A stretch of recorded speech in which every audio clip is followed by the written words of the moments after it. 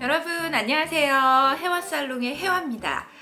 지금 보고 계시는 분들은 혹시 눈치채셨을까요? 하트 나와도 상관없어? 저렇게 뒤에? Nope. 이래. 평소하고 때깔이 조금 다른 영상인데 라는 생각이 드시는 분들 정답입니다. 제가 기존에는 아이폰을 가지고 촬영을 해서 여러분들께 유튜브 영상을 올려드렸는데 한계가 좀 있더라고요. 그래서 전면 카메라를 사용하니까 화질도 좀 떨어지고 전화도 받을 수가 없고 이래서 제가 고퀄리티의 유튜브 영상을 위해서 드디어 디지털 카메라를 구입했습니다. 오늘은 저 같은 초보 유튜버 분들에게도 도움이 될 수 있을 만한 컨텐츠를 준비했습니다. 제가 유튜브 영상을 만들면서 어떤 장비를 사용할까 고민을 했던 것 중에 세 가지가 있었습니다. 첫 번째가 제가 지금까지 영상을 올려드렸던 아이폰 12를 가지고 촬영을 하는 거였고요. 그리고 두 번째, 세 번째가 조금 더 고퀄리티의 영상을 위해서 디지털 카메라를 구매를 해야겠다 였습니다. 그 두 가지 모델이 소니 GV1과 그리고 캐논 G7 마크 3였는데요. 지금 여러분들이 보고 계시는 화면은 어떤 카메라일까요? 지금 예쁘게 나오고 있는 게 맞아? 정답은 소니 GV1입니다.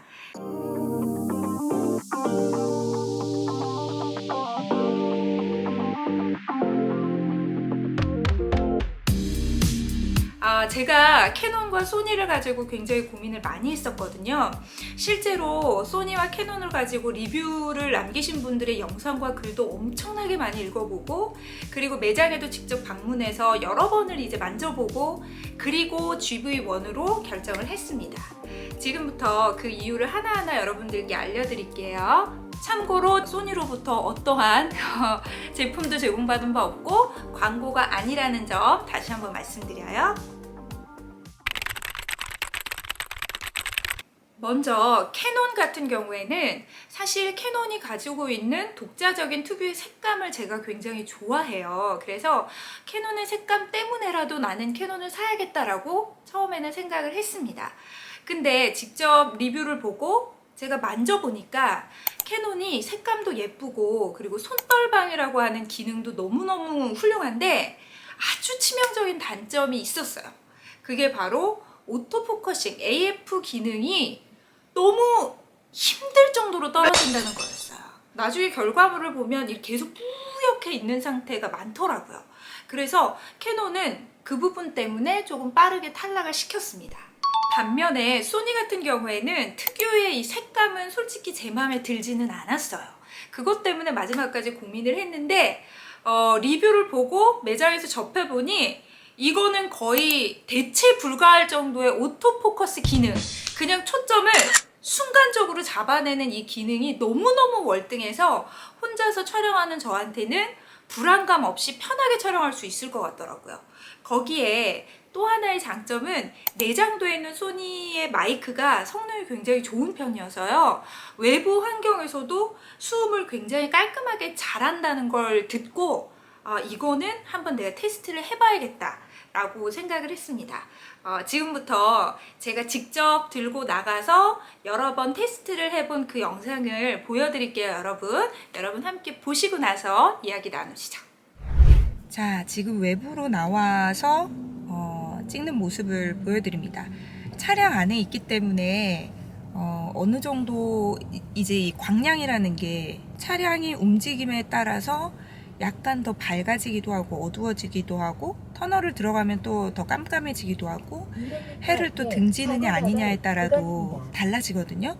근데 상당히 그 변화를 좀 잘 잡는 편인 것 같아요. 그 어두운 곳과 밝은 곳을 갈 때 얼만큼 더 극적으로 잡아주는지 좀 보여드리려고요. 저는 오늘 외출한데 이런 디스트로이드 바지를 입었지요. 근데 제 발끝은 지금 하나도 안 보이잖아요. 이 명암의 차이 때문에. 근데 쭉 들어가면 이렇게 제 부끄러운 발가락까지 패디를 딱 보여주고요. 되게 금방금방 잘 다시 밝은 부분을 잡아주는 느낌. 그래서 갑자기 어두운 데 들어가시거나 갑자기 밝은 데로 나왔을 때 이게 오토로 잡아주는 속도가 빨라서 저는 이것도 괜찮은 기능인 것 같아요. 그리고 손떨방이라고 하는 떨림 있잖아요. 그런 것도 보시면, 아이고, 창문에 부딪혔네요. 보시면 만약에 제가 막 움직이고 뛰고 하는 거에 대한 움직임에 대한 잡아주는 건 짐벌이 필요할 것 같아요. 근데 기본적으로 카메라에 기대하는 그 손떨림에 대한 방지는 저도 손떨림 좀 있는 편인데 이건 준수합니다. 그리고 또 하나는 지금 이제 차량 실내에서 주행을 하고 있는 상황에서 수음이 되는 걸 보면 마이크의 수음하는 능력도 꽤 괜찮은 것 같아요. 네, 실내에서 듣는 거는 뭐 수음 너무 잘하고요. 이런 소음이 많은 차량 내부에서도 수음이 준수하게 잘 되는 편입니다. 다른 건 오토로 다 조정이 되고요. ISO하고 화이트 밸런스 정도를 제가 조절할 수 있는, 만질 수 있는 모드를 해놨다고 했는데 아까 실내에서 봤던 그 모습과 지금이 세팅을 손대지 않았어요. 색감이 기존에 우리가 생각하는 소니에서 봤었던 약간 노리끼끼한 색감이 굉장히 많이 잡혀 있는 상황이고, 그리고 꽤나 투명한 느낌이 드는 컬러감이에요. 마음에 드는 것 같습니다. 제가 소니를 사면서 제일 걱정했던 부분인 그 제가 싫어하는 색감, 이 부분도 어느 정도 조정이 가능해서 그래서 더 마음에 드는 것 같아요. 짠! 그리고 다시 한번 기가 막힌 오토포커싱 효과가 기가 막히죠? 그리고 지금 현재는 뒤쪽 배경을 날려버릴 수 있는 기능을, 이 복회 버튼이라고 하나요? 요걸 지금 사용하는 상태고요. 요걸 끄면 요렇게 뒷배경까지 동일하게 잡아요. 하지만 요걸 딱 키는 순간 뭔가 광량도 조절이 되네요. 뒤쪽을 날려버리면서 얼굴 위주로 포커스가 잡히고, 그리고 얼굴 위주로 이게 화사하게 밝혀지는 느낌이 있습니다. 늘 휴대폰으로 촬영을 하면서 휴대폰 뒤에 숨어서 이렇게 좀 약간 더 예뻐 보이게 사실은 촬영이 되는 부분이 어느 정도 있었는데 굉장히 현실적이네요. 근데 이 얼굴에 앞으로 적응을 해야 되겠죠? 저도 여러분도 적응이 안 되는데. 자, 마이크 테스트. 지금 바깥쪽에 카페에 나와 있는 상황이에요. 사람들이 웅성웅성 떠드는 공간에서 얼만큼 수음이 잘 되는지 보여드립니다. 또 하나는 지금 제 주변에는 원근감이 거의 없이 뒤에 있는 것들도 선명하게 나오잖아요. 만약에 이 상태에서 복회 버튼이라고 하는 걸 누르게 되면, 자, 저를 제외한 주위 배경이 흐려지죠. 그러면서 저를 중심으로 조금 더 집중된 화면을 보실 수가 있고요. 평소에 인물 찍을 때는 이렇게 하면 좋은 것 같아요. 그리고 복회 버튼을 끄면 다시 앞뒤의 원근감이 확 사라지죠. 근데 저는 개인적으로 복회 버튼을 켜고 찍는 것이 인물을 찍거나 뷰티를 찍거나 제품을 찍을 때는 좋은 것 같아요. 보시니까 어떠세요? 저 같은 경우에는 소니 GV1을 가지고 다니면 다닐수록 더 마음에 드는 점이 많았습니다. 사실은 제가 리뷰를 봤을 때는 소니 GV1에 대해서 약간 부정적으로 의견을 남기시는 분들도 많으셨어요. 예를 들어 이 가격에 이 성능이면 나는 그냥 휴대폰으로 찍겠다, 조금 더 업그레이드해서 이 돈이면 다른 카메라를 사겠다 라는 이야기들도 많았습니다.